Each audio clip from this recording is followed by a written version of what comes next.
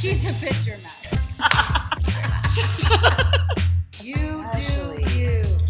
Yeah. Listen, guys, this bit is about being unapologetically you, okay? Hello!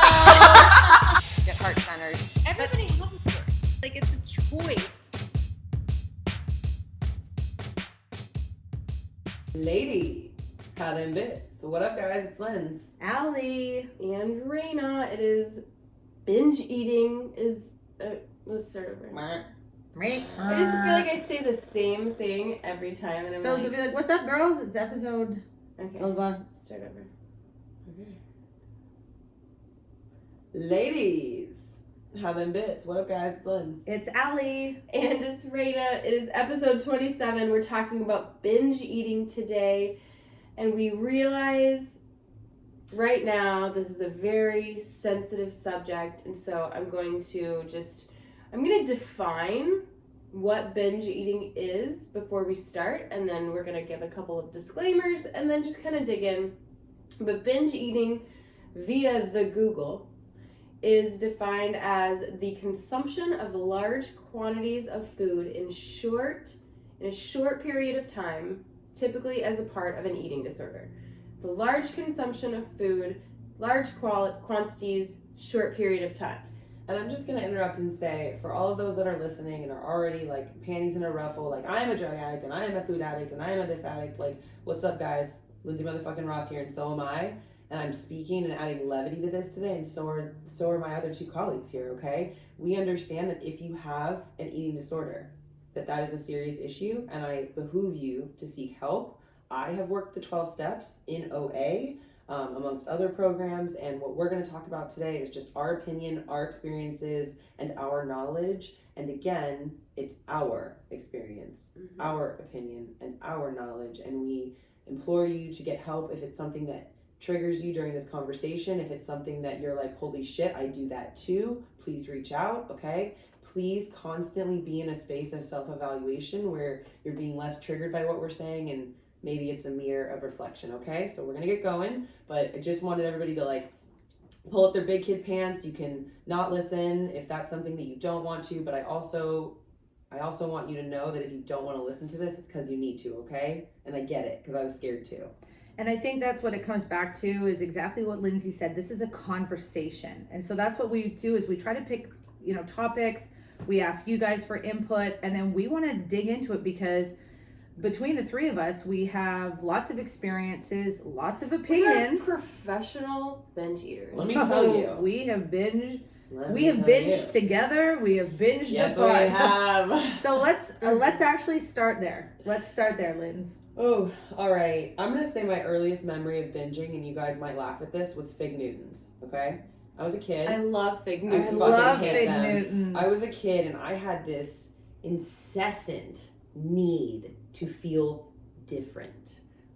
Whatever I felt, I didn't want to feel it, even if it was happy, okay? So this is where people get into the conversation of, are you born a drug addict? Who knows? But as a kid, I felt different, and I lived in a house where I mimicked what I saw. And what I saw was that when people ate lots of food, they felt good. I grew up Jewish, guys, okay? So when people would die, there would be parties with lots of food, and people would eat as much food. This is what I saw. People would eat as much food as humanly possible while sitting at the fucking table in one sitting before they got up to refill their plate, and they looked happy. So I did the same.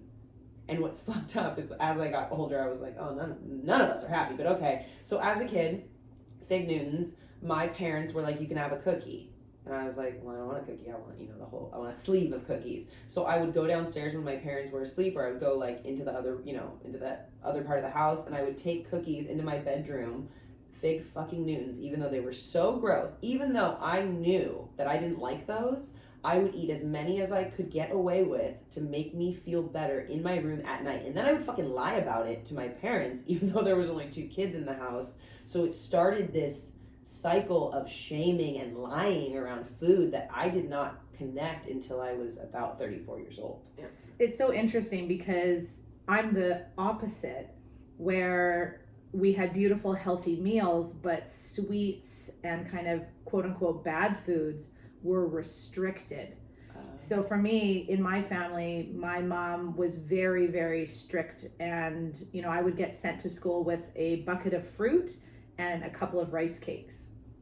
And that would be because I needed to control my eating, and therefore kind of spun for me into, if there was cookies on the table, I would go fucking crazy. I'd be like, oh my God, there they are. Let's start shoveling them into my face. Like, I would go crazy.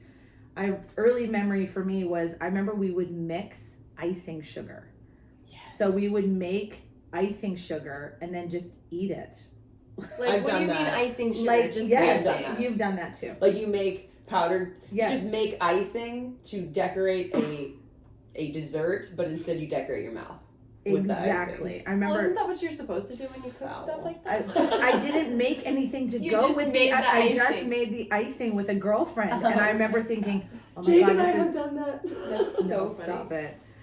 And so it's funny, like yours was overconsumption where mine was restrictive. Well, it was so both. My dad was the like, I'm gonna eat whatever, and my mom was like, I'm skinny. So she like wouldn't eat, Yeah. and still to this day is like, well, I need to be skinny, and so I had this like weird shame, weight, feeling, fuckery around food, and yours was restricted, so you felt like, I'm not gonna get enough cookies. I better eat every cookie before they're taken away again. And I think that there was something also, I knew they were bad, and I come from a very wonderful straight-edged family, and I was always the one getting in trouble. Got arrested, loved coming home drunk. That's why you're my wife. That's right. And so if it was bad, I was kind of more interested in it too. I was like, ooh, nobody's eating those cookies. I'm gonna eat them all. How do you? I like that it's not drugs or anything like that. Yeah. You're like, I'm gonna be bad. I'm going for the cookie. I'm gonna tell you that from 35 years of experience as a drug addict and the 16 years that I spent in 12-step, I have never, and I say this, never met a fucking drug addict that didn't start with food. Yeah. Ever. They might not admit that shit to you, but I have never worked closely with someone or known somebody who didn't have addiction issues that food was not somewhere, somehow, some way roped into that as a kid. But that's because the joy of food gives you the same triggers in your brain as the joy of a drug. Let's talk about dopamine and The science and food, exact guys. same. And sugar. Because again, it comes down, yeah, we're three people sitting and talking about our opinion, but science is real. And if you don't want to argue, like, you can argue with me, but you cannot fucking argue with science, okay? Like, I'll tell you that right now. There are chemicals, dopamine, serotonin, Google them. They are released when you eat certain foods. Yeah. Sugar, things that have high fructose corn syrup. 90% of the genetically modified foods that we eat nowadays are designed to literally just infiltrate and fuck up your brain chemistry so you become addicted to them. And they're no different, guys. Food, this is why we're talking, okay? We're not here to shame anybody. Not at all. We're here to bring awareness to this because the food that we're eating is fucking killing us. Okay, and we're not here to be like, go vegan. Nope. All three of us have very different eating styles and very I'm not different going eating vegan. beliefs and very different things that work Yeah. for us. But we're here because we want to share with you that all three of us have personal experience with something that was killing us that so many people actually experience and never speak about. So it's Never. crazy because yours was like this, you mimicked what you saw. Pervasive underlying shit. Yeah. And yours was this, like, I don't have it, so I'm gonna sneak it type thing. And you said something too about when you were younger, like sneaking it while your parents were asleep and things like that. There was a time I remember waking up and I like went into Mackenzie's room at some point and like opened up one of her drawers and I saw a tub of peanut butter and a spoon in her drawer. Same. Like, and you could tell, I mean, it had been licked, like the spoon had been licked and like sat in there and it was like this like backup tub of peanut butter. Secret PB, yeah. Just a secret PB. I've had it. PB. Yeah. Jake and I used to have, this is why we don't buy peanut Yeah. butter, by the way, because like we're just not Yeah. capable of being But at that adults. moment, it's like, God, like so young, these things are, and this is when I was in the height of my eating disorders. At such a young age, kids are watching what we do. And I feel like every episode we've gone through, I'm just sitting here being like, holy shit, it started in our childhood. It started in our childhood. And I know that because of, and that's why we constantly say go to therapy, go to therapy, go to therapy, guys, because I only know the shit I know because I've been in therapy most of my life. Yeah. And because I truly did EMDR, which got to the root of my inner child stuff. And the inner child work is where you realize, oh, all this shit started as a kid. And it's not to blame your parents, guys. Your parents, they fucking did the best they could, okay? Especially if you were an asshole. It's to no longer identify with the past and rewrite that story. I had a story that I had Crohn's and that I couldn't eat in the morning because I had Crohn's. And that if I ate certain foods, I'd get nauseous. And that I had to eat at certain times. And a lot of the, like, fucked up belief systems and actions that or lack thereof that I took around food had entirely to do with the I have Crohn's, but I probably have Crohn's because of the way that I ate and because of the beliefs that I had and because of the negligence on my body for so many years, guys. Like, so I'm going to paint a picture of what binge eating looked like for me for 35 years. And I want Allie to do the same. And I want Raina to do the same. And then I'm going to go through and we're going to talk about the health issues that we have. And you get to decide if you think that those are related or not. We don't really care about that. We just want to bring light to this, okay? So my whole life, I was a nighttime eater. I would starve myself the entire day. I still do it at times where I'm like, I'm busy, I'm working, I don't have time to eat, You always have I work from home. I work from my kitchen. I'm literally where the food is. Like, I don't have to go to the food is there, okay? So I need you guys to get real with yourself for a minute. Taking time to nourish my body is not something that I was taught. I'm going to repeat it, okay?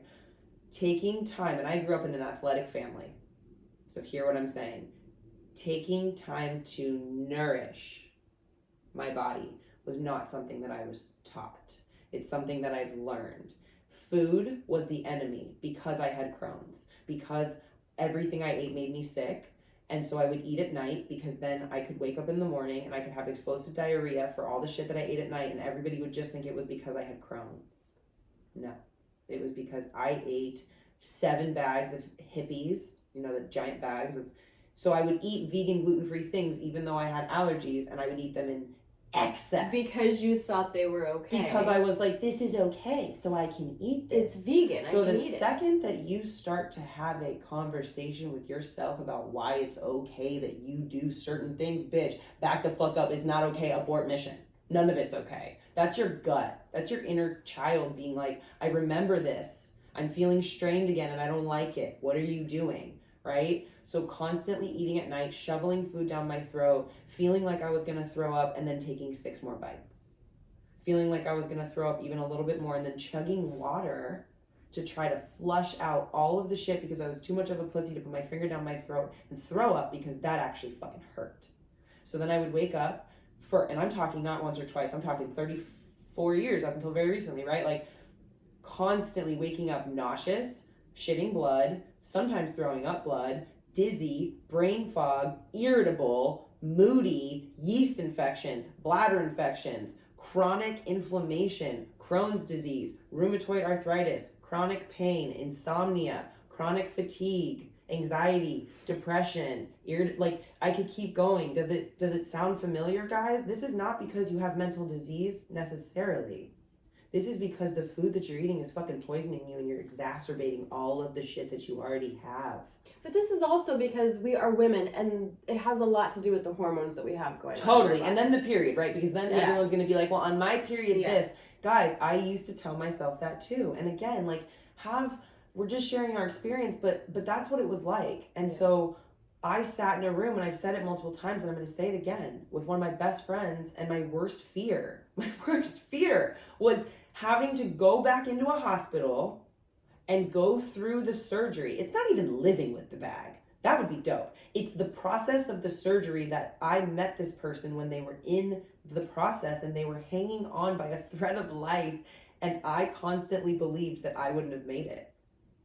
And then that person to look me in the eye and go, well, you don't eat or act or live like that is even remotely a fear, let alone your worst fear, shook as fuck.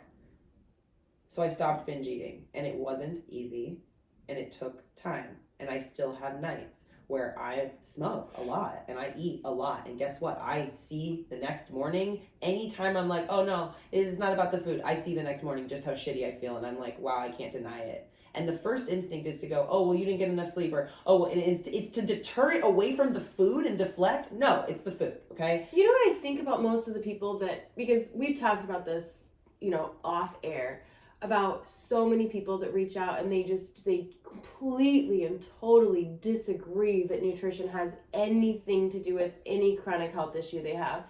It's mind-blowing to me, one, that they think that, but two, I think about, if people met us on the street, they wouldn't know that we binged or that we had issues with binging. So I think about all these people online that are talking about all these chronic health issues that they have and then also saying nutrition has nothing to do with it. I would be willing to bet money that 99% of the people that are saying that are binging at night. And when I met you, I was 65 pounds heavier. Yeah. And I don't know that all of that was necessarily even just the food, and that it was so much inflammation. And like all of that inflammation is pain. And so, guys, I'm going to hand the baton here, but I just need to give you proof. What do I have to say to all the people that say that autoimmune illness isn't caused by nutrition or isn't exacerbated by nutrition? Maybe it's not your fault, but you're continuing to kill yourself, and that's your fault. Because this is what I have to say to you. I'm proof. I'm fucking proof. I stopped binging. I don't wake up nauseous anymore. And I have Crohn's. I don't wake up in a panic anymore. And I have brutal anxiety. I don't wake up depressed and suicidal anymore. I have depression. And I don't wake up unable to move in crippling pain anymore. And I still have all of the diagnosis of RA and fatigue and all that shit, guys. So that's what I have to say is fucking try it. Fucking try it, and not just one night. Try it and commit and get yourself an accountability partner. Message Lady Bits and be like, yo, I'm trying not to please. I'm trying not to binge. And we can even start a fucking challenge if that's going to help you guys. But one day at a time, one meal at a time, one night at a time. We're not medical doctors. We realize that a lot of these issues are going to bring up things, and you're going to come at us saying like, well, you didn't go to school for fucking any of this. I did. Actually. Medical degree, no, but we get it. You know what I mean? We get it. And it's like, take what we're saying, and it's not us like preaching at anyone. It's us saying, hey, this is what's happened in our 3 individual bodies. And I want to say that every body is different. Correct. So you go and you clean up your diet and you really do take a look at yourself and you stop the binging and all of these things. And you might still have health issues. I'm not saying not binging or not eating shit food is going to help you and guaranteed going to help you. But I am willing to bet that it's going to help your symptoms at least a little bit. And what it'll do is open you up where you then will have to deal with your mindset. And that's a whole other topic. So, no, but Linz, that's exactly what I was just going to say. Because you know what? I'm the one in between these 2 girls. I don't have any of these ailments that these girls have battled with. But the one thing that you said that I do is I have mental pain. Mm-hmm. And so the mentality that I go through and the struggles are all in my head. And that's where my binge eating comes from. So again, how you feel. Walk me through it. Oh, well, you guys have talked about it multiple times. When my stress level goes up, when my anxiety, when I feel I need to escape, when I need to feel happy, and trust me, like I say to myself, I get up, I set my intention in the morning, and then by 8 p.m., I'm opening pantries and I'm going, what are you doing? What are you doing? And I literally do not listen to myself. What happened? What happened from the time you woke up? No, fuck that. What happened from the time you got home from work to 8 p.m.? Life. Walk me through it. Yeah, walk me through it. Kids, husband, work, all those things. There's nothing that I could tell you that is any different than anybody listening. But the challenge that I face is the discipline. And that's what I wanted to more talk about, is that I feel that this is something that I completely agree. Nutrition is the number one. Like, I think it's sleep, then nutrition, movement, mindset. Those are my 4 pillars in that order. And if you do not have the sleep, that's what you work on first. You guys need to write that down. Sleep, nutrition, movement, mindset. And it goes in that order for me. Can we quote I just need to plug him. I do. Guys, not sponsored, just need to say this. Those 4 pillars, wow, pillars were learned through Rob Dial Jr., who is the mindset mentor, and that is a person who has changed every single one of our lives. And we started listening to his podcast like you're listening to ours. It just starts with a conversation. 100%. And so when I go back and I look and I go, okay, sleep wasn't really great. My nutrition therefore fell apart. Movement was a no thing. Then my mindset. So what do I need to work on first? I go to the top pillar, make sure that I get sleep. Then I'm going to work on nutrition. Like those are the 4 pillars that I really try to adhere to. But what's crazy is when binge eating comes, for me, it's not a nutrition, it's a mindset issue. Because for me, that's a red flag that I am in some sort of pain. I'm struggling, I have some sort of anxiety. And for me, I'm not knowing how to cope with that. And the only thing that I know what to do is just to start getting that movement of going to the fridge, going and eating, getting that serotonin hit. Feeling I like, was going to say, it's because of the feelings that go through your head. well, and to be quite honest, I feel like I'm in control. Yeah. Boom. And I was so waiting because so much, guys, as somebody that has studied this stuff, that did go to school for this shit, that worked in the field, guys, it's an addiction. And addictions are not curable, but they're treatable. Okay? And I'm going to say that. It all starts in your mind. And the fact that you know that you're going to the fridge for that hit, right? Like, and people, we live in a society where because it's not crack cocaine and it's fucking donuts, people are like, oh, it's totally fine, you know? And it's not though. And it's crazy because I remember hearing this one woman speak somewhere, and she had a lot of nutritional, like, impulsive behaviors, right? And she was like, well, I put a string around my wrist. And I remember, like, you know, a year ago I was... The rubber band. Yeah, the rubber band or something. The rubber band. And I was like, okay, the rubber band is the solution to my binge eating. I tried it too. And did you? Same. Shut up. Yeah, I It's tried very that. I Drugs didn't literally, work. oh my God, I'm dead. I put Yeah. the rubber band on, and I remember being like, fuck this rubber band. Like, it did nothing. Well, that's the thing with 'Cause it. it Like, we hurts. talked about the 5, 4, 3, 2, 1 thing and a couple episodes Yes, ago, Mel and it's like Robbins, the yeah. same thing with the fucking rubber band. I'm like, I just won't pull the rubber band. Or I'm going to take it off. So Yeah. then, let's be honest. Yeah. The thing that made me leave 12-step, and we'll just say it right here, guys, and why I work on my binge eating now really hard, is that this has nothing to do with addiction. This has everything to do with mindset. And addiction, by the way, because I no longer subscribe to the disease model of addiction, which if you do, that's fine. This is my opinion. It is a habit, thought, dysfunction. It is a behavioral, learned, and practiced and conditioned thought dysfunction. Thank you, Mel Robbins. Which means you can retrain your brain to think and function differently, which means you are quite literally going, because you have trained your brain that I feel different, hit a food. I feel different, hit a food. I feel different, I'm gonna talk shit. I feel different, I'm gonna do this. I feel like, and food is the thing that, like, I watch parents, I'm gonna say it, I watch you fuckers do this to your children. When I used to go to Starbucks, I would be in the line at Starbucks and I would watch people and their kids would be screaming and they would hand their kid a cinnamon roll to get their kid to shut up. I'm just going to be honest with you. My parents did that to me. And when you put food, especially sugar, in your kid's face to get your kid to quiet down, your kid understands that food makes them feel better than human interaction or physical touch. And I'm going to repeat it.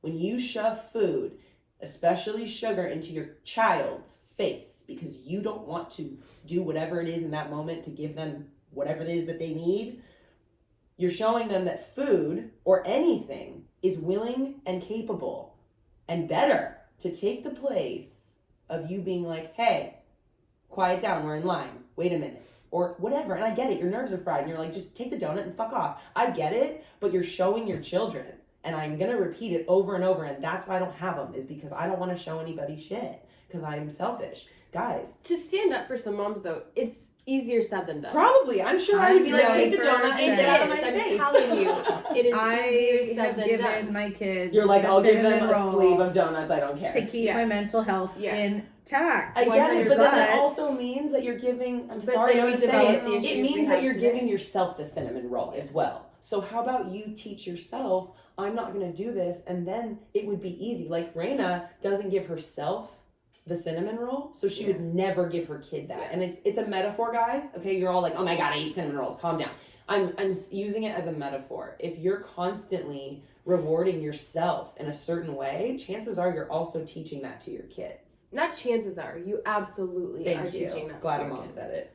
You're absolutely teaching that. I'm not that. I'm watching Allie. She's melting down. Listen, I want to let's It's talk because it's you're so in it. I know I'm And in you're it. exhausted. No, I get it. It is, and like it's a sensitive issue because I'm gonna tell you there's times where I have rewarded my kids with a little thing of Smarties, And I think or that's okay. We all do it. I think that's okay. or I have like the fruit roll up things, and I'm like, here you go. Stop screaming in the back of the car and eat this so I can drive. Before I drive this car off this Yeah, branch. so I can drive my 6 minutes to the grocery store, and 2 kids are screaming bloody murder in the back.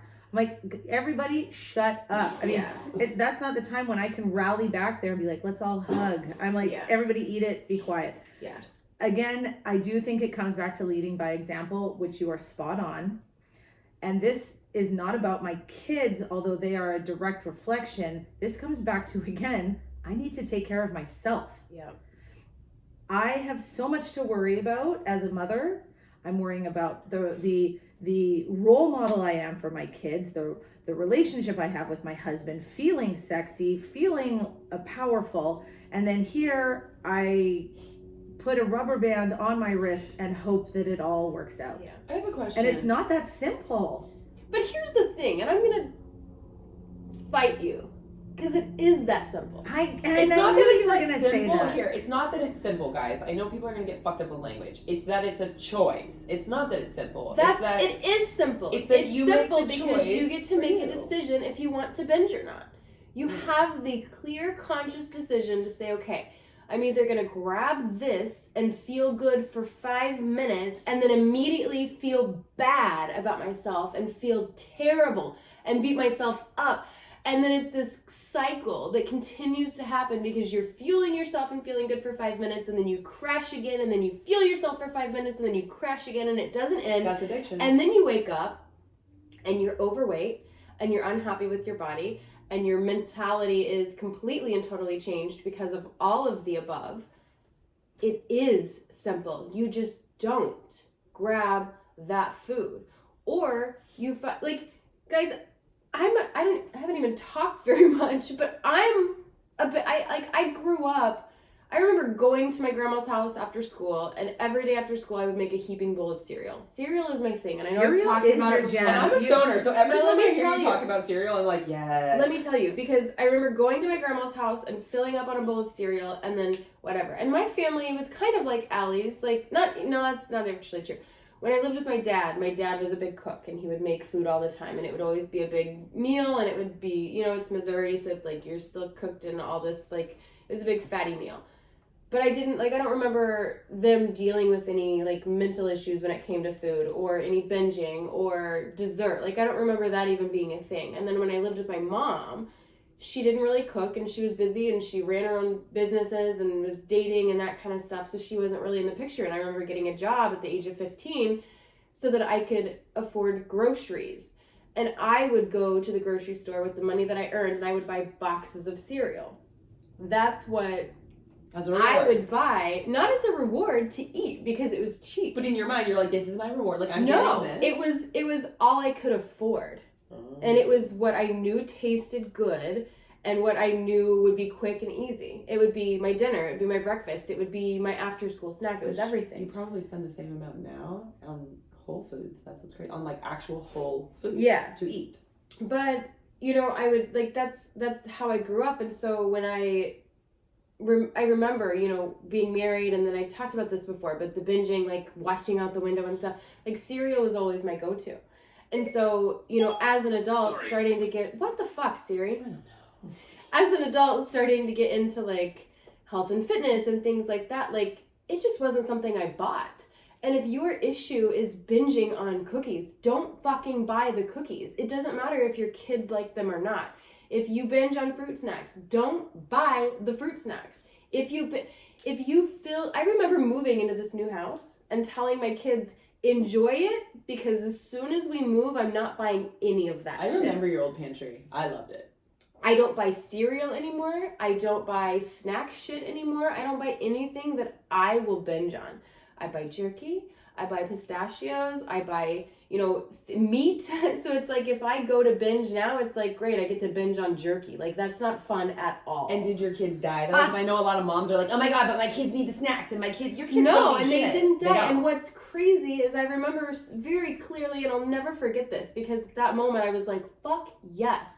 I remember like 4 months ago, we were grocery shopping and walking through the aisle, and we just happened, I think we needed oatmeal or something, and so we went through the cereal aisle, and Mackenzie was looking around, and she goes, you know what's funny? I don't miss this at all. And I looked at her, and I was like, yes! Like, I remember like saying that in the middle of the grocery store. And that's like a 13-year-old child. That was a 13-year-old. Who loves to eat, Because I took all of the temptation out of the home, and gave them Whole Foods, and they eat what I eat, and I buy chicken nuggets and shit like that. Like they're still kids, and they still get their snacks and things like that. But I remember taking all of the temptation, my temptation, not necessarily theirs, but my temptation out of the house, and they adapted so fucking quickly. They're not even kids though, and I need to say this because like they're not toddlers. Like you have an 11-year-old and a 13-year-old, like your 13-year-old does not need chicken nuggets. Okay, yeah. Your 13-year-old is now a young adult, and you're teaching that child like my parents didn't teach me how to eat like a goddamn adult. Yeah. I to this day don't. I'm just now learning how to balance anything. First of all, let alone food, and to be like, oh, I don't necessarily need to have a dessert after every. Like I don't need to have a pre-meal and then a meal that's 5 times portion bigger than actual need, and then a dessert. And then maybe like an after snack. Like I don't need all of that. I want it, but I don't need it. And I want to throw this little fact in also, because I share this all the time on my social media. You are not 3 anymore, and you don't have to finish your fucking plate. Oh, thank you. Oh, man. You do not have to clean your plate, or you don't get dessert. Like, I remember my family like saying you'll that eat also. again. You have a job, hopefully. You Yeah. have money that you can actually provide for yourself. But like, if you go out to eat, you're going to get this giant serving of food. You don't have to finish it. Take some home and have it for lunch the next day. God, I love leftovers. You know what? You know? Guys, if anything, leftovers take away work. Why don't we go Like, through and just give like Yes. a tip? Yes, A I tip love to it. help with binge eating before we Oh, close. let's do it. Do you want to I start? love it. Yes. Talk to someone, okay? And not yourself. Because you're the person that's sitting there binge eating, and you're the person that got yourself in there in the first place. So listen, you are the person that can get yourself out, but you need somebody to help guide you, to give you some light. Yeah. Okay? Because you're in the fucking dark right now, and I get it, and it's terrifying. Reach out to anyone. You know, my tip is going to be Because you're still in it. you know what? I'm just gonna say discipline. Yeah. I don't Like a even know. plan? Yeah, I'm gonna say I'm still in it. So for me, I'm still trying to figure out what works, and I know that my big thing is I need to just not do it. It's like what Raina said. It is actually like I need to be disciplined. I need to know that I am worth more. That I am worth way more than what that granola bar and the dried mangoes and the whatever else I'm snacking on all the time. I'm worth more than all of that, and that I am strong enough to say no. Yeah. And I just need to keep that as a reminder and to be a bit more mindful of it. And my intention is to keep working on this. So my tip is nothing tangible. The elastic does not fucking work. So it's all in your head. Yeah. Get help. But guys, just believe that you know more and that you deserve more. And mine goes back to the plan, but because she kind of said that, like, just having a solid plan to follow. But I'm going to just say, going back to the 4 pillars, right? Like, this isn't something that you have to cure overnight, and I'm going to, like, focus on all 4 things right now. If you're struggling in this, maybe start with 1. Maybe for this week, focus on getting more sleep. The next week, you're focusing on, cleaning out your refrigerator. Like, taking small baby steps or something like that to just kind of slowly go through this process. Because I've found that when you try to put just a big fat fucking Band-Aid on it, it's going to lead into, like, this just massive binge later, because you're not really fixing anything. You're just putting a big Band-Aid on things. Could not agree more. Oh, all right, guys. Take a moment, take a deep breath, and forgive yourself. It's only going to get better, all right? In the meantime, take care of them bits. Later. Hey, Lady Bits! Thanks again for tuning in and listening to our podcast. The way this community really grows and supports one another is simply by word of mouth. We would really appreciate it if you could head over and rate and review our podcast on iTunes, then go check out our social media platforms like Instagram, Facebook, Twitter, and YouTube, and go like, share, comment, and subscribe to all of it. This community is really to support women, educate women, and also just to help you find your voice. So until next time, take care of the bits you've got.